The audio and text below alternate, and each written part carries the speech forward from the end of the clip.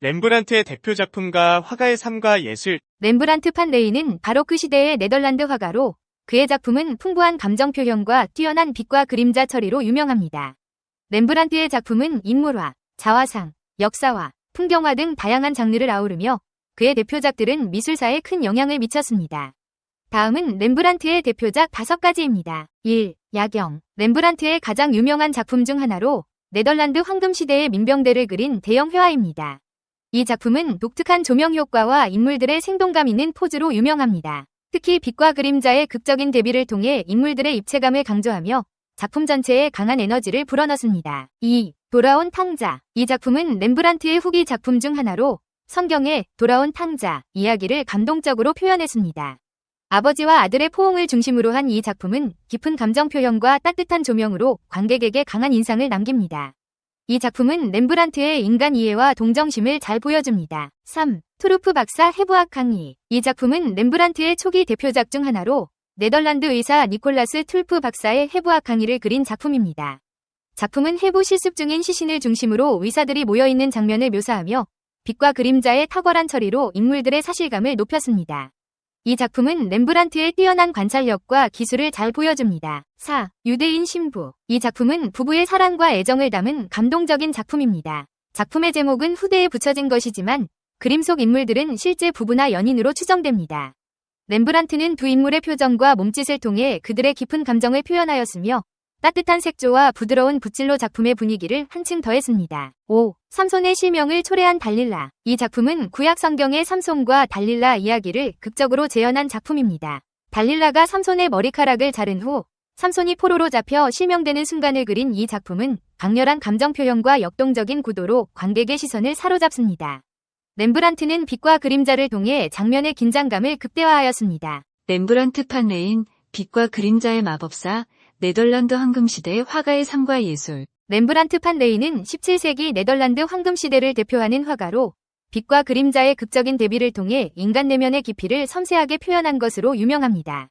그는 종교화, 역사화, 초상화, 풍경화 등 다양한 장르의 그림을 그렸으며 특히 그의 자화상은 예술가 자신의 삶과 감정을 진솔하게 드러낸 것으로 높이 평가받습니다. 렘브란트는 1606년 네덜란드 레이던에서 방앗간 주인의 아들로 태어났습니다. 그는 어린 시절부터 그림의 재능을 보였고 레이던 대학교에서 잠시 공부한 후 암스테르담으로 가서 당대 최고의 화가 피터 라스트만에게 그림을 배웠습니다. 1631년 렘브란트는 독립하여 자신의 화실을 열고 초상화가로 활동하기 시작했습니다.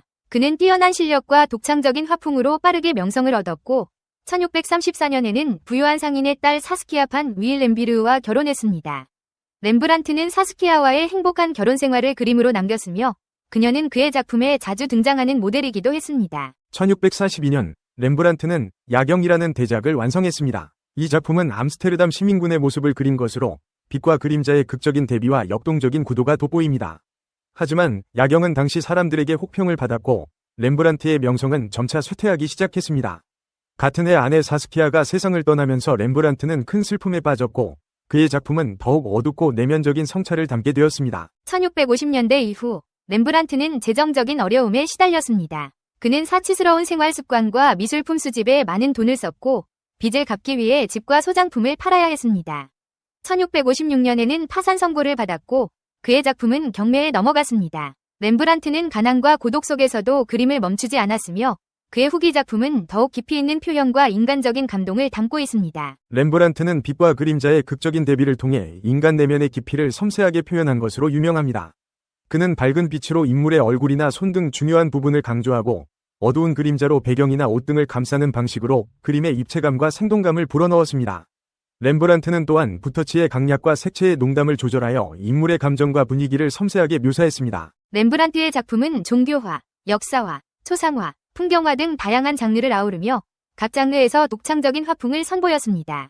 그의 종교화는 성경의 이야기를 사실적이고 감동적으로 표현했으며 역사화는 영웅들의 삶과 죽음을 극적으로 묘사했습니다. 그의 초상화는 인물의 개성과 내면을 깊이 있게 포착했으며 풍경화는 자연의 아름다움과 신비로움을 담아냈습니다. 렘브란트의 대표적인 작품으로는 야경, 틸프 박사의 해부학 강의, 돌아온 탕자, 사스키아의 초상, 자화상 등이 있습니다.